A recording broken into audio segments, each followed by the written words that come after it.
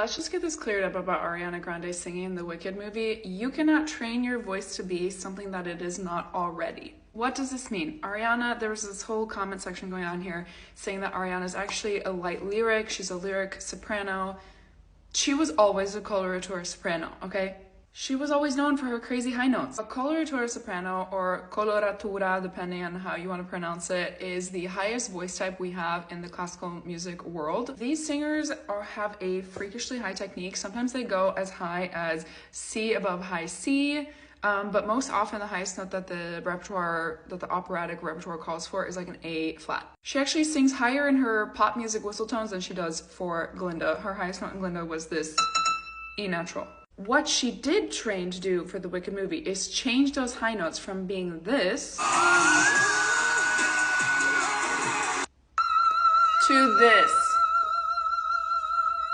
One of the biggest differences between those clips is that in her pop music, she usually sings without vibrato, which is how the voice like kind of has a little bit of a wave to it. And in the Wicked movie, she sings with vibrato. She sings with more of like an operatic technique. So what she trained was her technique, her voice muscles, which she talks about a lot in different interviews. But let's be perfectly clear, you cannot change the voice box, the vocal cords that you were born with. They kind of are what they are, of course, unless you start taking hormones or something like that. But it's like she was born with those vocal cords. She always had the high notes. We hear it in her pop music. She always had the high notes.